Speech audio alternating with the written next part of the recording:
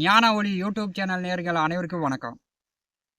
இந்த பதிவில் ஆவணி மாத ராசி பலன் காணலாம். ஆவணி மாதம் மாத கிரகமான சூரியன் தன்னுடைய சொந்த ராசியில் ஆட்சி பெற்று 31 நாட்களும் சஞ்சாரம் செய்வார். ஆவணி மாதத்தில் கோச்சார கிரக சஞ்சார நிலைகளை காணலாம். சிம்மம் ராசியில் சிம்ம ராசி அதிபதி சூரியன் ஆவணி மாதம் 17 வரை சிம்ம ராசியில் புதன், சிம்ம ராசியில் கேது சஞ்சாரம் செய்கிறார். ஆவணி மாதம் 17ஆம் தேதி கன்னிராசிக்கு புதன் பெயர்ச்சி ஆகிறார். ஆவணி மாதம் 15ஆம் தேதி துலாம் ராசிக்கு சுக்கிரன் பெயர்ச்சி ஆகிறார். கும்பம் ராசியில் ராகு, துலாம் ராசியிலிருந்து சந்திர பகவான், மீனம் ராசியில் சனி வக்கரம், மிதுனம் ராசியில் செவ்வாய் பகவான், கடகம் ராசியில் குரு உச்சம். 9 நவகிரகங்கள் மூலம் வாக்கிய கணித பஞ்சாங்கப்படி ஆவணி மாத பொது பலன் காணலாம். ஆவணி மாதம் பஞ்சாங்கம் அறிவுறுத்துகிறது, சில எச்சரிக்கையான விஷயங்களை சொல்கிறது. முதலில் அதை காணலாம். இந்த ஆவணி மாதம் பெற்றோர்களால் பெரியோர்களால் நிச்சயிக்கப்பட்ட திருமணங்கள் வெகு விமர்சையாக சிறப்பாக அதிகமாக நடைபெறும்.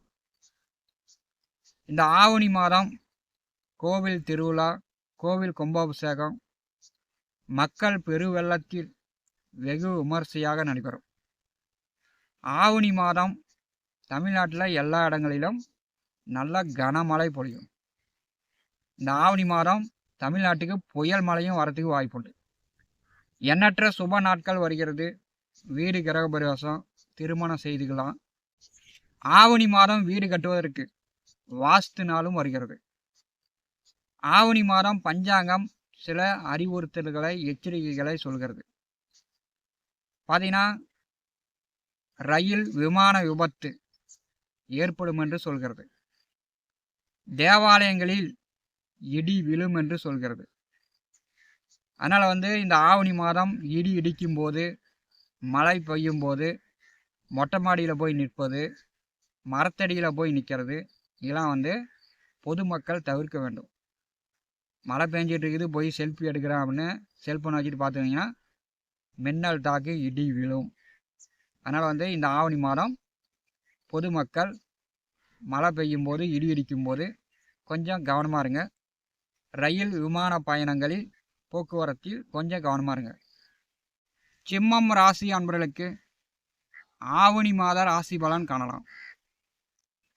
சிம்ம ராசி அதிபதி சூரியன் ஜென்ம ராசியிலே ஆட்சி பெற்று 31 நாட்களும் சஞ்சாரம் செய்வார். உங்கள் ராசி அதிபதி உங்கள் ராசியிலே ஆட்சியோடு இருக்கும்போது அதிகாரம், தலைமை பொறுப்பு, தான் என்ற நினைப்பு, தான் என்ற கர்வம் சிம்மராசி என்பதற்கு இந்த ஆவணி மாதம் கொஞ்சம் தூக்கலாகவே இருக்கும்.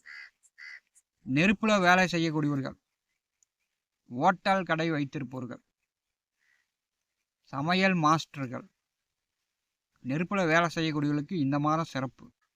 ஜென்ம ராசியிலே சூரியன் வரும்போது நெருப்பில் உஷ்ணத்தில் வேலை செய்யக்கூடியவர்கள் பார்த்தீங்கன்னா கண் எரிச்சல், தலைவலி, உடம்பு உஷ்ணம் அதிகமாகி போச்சு, காய்ச்சல், சளி, இருமல், இந்த மாதிரி உடல் உபாதைகளும் சிலருக்கு வருவதற்கு வாய்ப்புகள் உண்டு. ஜென்ம ராசிநாதன் ஜென்ம ராசியிலே வரும்போது இந்த மாதம் உங்களுக்கு பொறுப்பு கூடும். ஆவணி மாதம் 17 வரை ஜென்ம ராசியிலே புதன் இருக்கிறார். பயண பிரயாணங்கள் கூடுதலாக இருக்கும். கோயிலுக்கு போட்டுருவீங்க, குடும்பத்தோடு சுற்றுலா சென்று வருவீர்கள். இந்த ஆவணி மாதம் 17 வரை பயண போக்குவரத்து சிம்மம் ராசி என்பதற்கு கூடுதலாக இருக்கும். ஜென்ம ராசியிலே புதன் இருக்கும்போது நண்பர்கள், கூட்டாளிகளுடைய வருகை உங்களுக்கு சந்தோஷத்தை ஏற்படுத்தும். நண்பர்கள், கூட்டாளிகள் உங்களுக்கு ஐடியா, அறிவுரை சொல்லுவாங்க. ஜாலியாக சந்தோஷமாக சிரித்து பேசுவாங்க. ஆண் நண்பர்களும் பெண் நண்பர்களும் சிம்மம் ராசி என்பதற்கு ஆவணி 17 வரை கூடுதலாக வருவாங்க. ஆவணி மாதம் 17ஆம் தேதி 2வது வீட்டிற்கு புதன் செல்கிறார். வாக்குஸ்தானாதிபதி தனஸ்தானாதிபதி சனி பார்வையிலும் செவ்வாய் பார்வையிலும் 2ஆம் வீட்டில் நிற்கும்போது பணம் வந்து சேமிக்கணுங்கிற எண்ணம் வரும். தேவையில்லாமல் தண்ட செலவு விரைய செலவுலாம் பண்ணக்கூடாது, 4 காசு சேமித்து வைக்கலாம் அப்படின்ற எண்ணம் வரும். தனஸ்தானாதிபதி புதன் 2ஆம் வீட்டிலே ஆட்சி பெறும்போது கன்னி வந்து அவருக்கு உச்ச வீடு. சனி செவ்வாய் பார்வையில் இருக்கும்போது சிம்மம் ராசி என்பர்கள் பெற்றோர்களுடைய ஆசீர்வாதம், பெற்றோர்களுடைய ஆலோசனை, வாழ்க்கை துணையுடைய ஆலோசனை கண்டிப்பாக பெற வேண்டும். ஆவணி மாதம் 15 வரை 2ஆவது வீட்டிலே சுக்கிர பகவான் நேச நிலையில் இருக்கிறார். 2ஆம் வீட்டில் சுக்கிரன் நேசமாக இருப்பது நல்லதுதான்.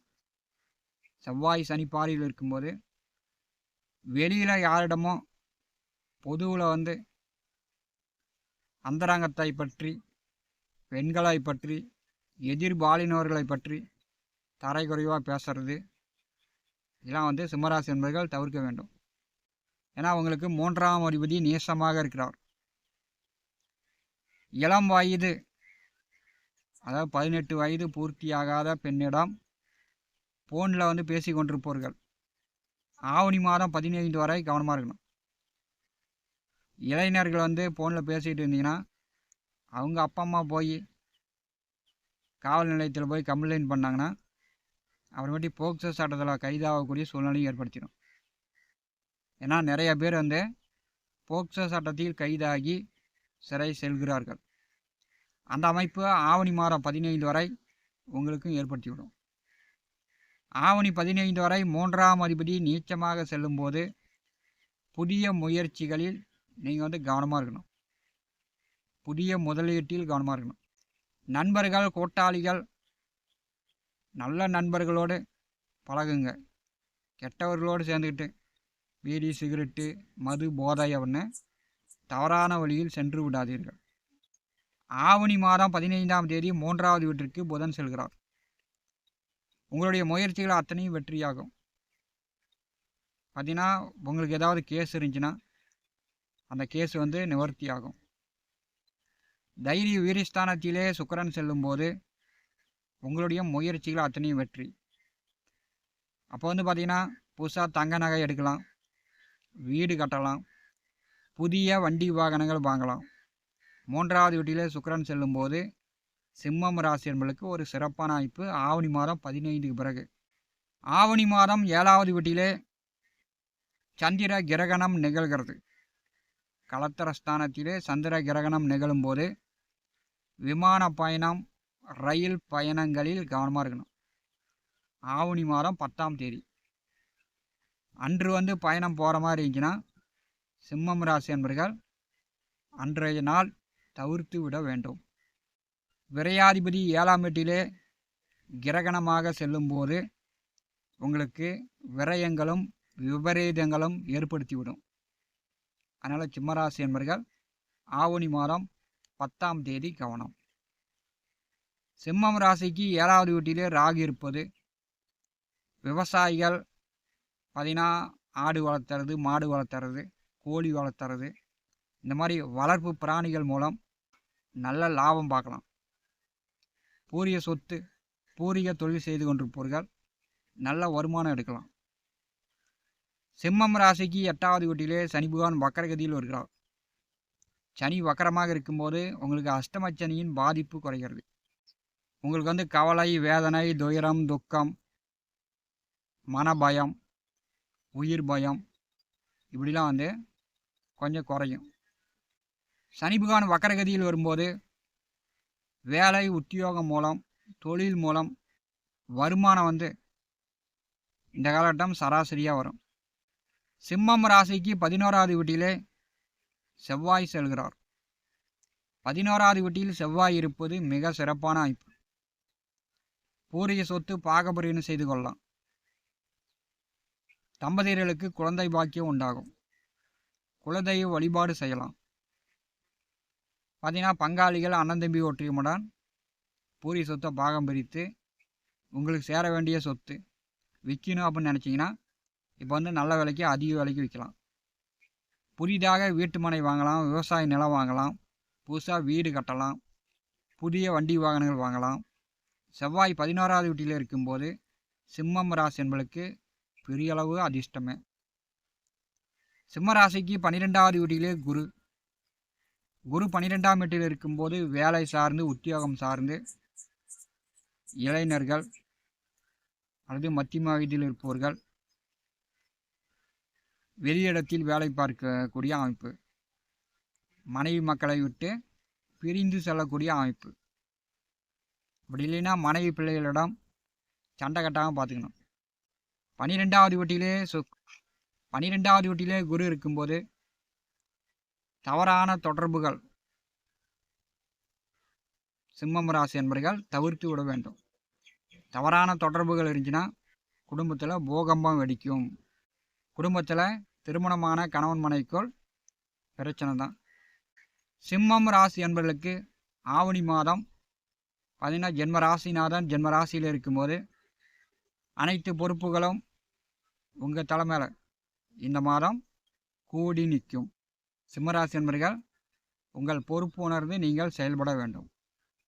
ஞான ஒளி யூடியூப் சேனலை பார்த்து கொண்டிருக்கக்கூடிய அன்பர்கள், இதுவரை நம்முடைய சேனலை சப்ஸ்கிரைப் செய்யாத அன்பர்கள் மறக்காமல் சப்ஸ்கிரைப் செய்து கூடவே இருக்கின்ற ஆல் பட்டன் அழுத்திங்க. தினந்தோறும் நம்முடைய சேனலில் ஜோதிட பலன்கள் பதிவிடப்படும். உடனுக்குடன் பார்த்து பயன்பெறுங்கள். நன்றி, வணக்கம்.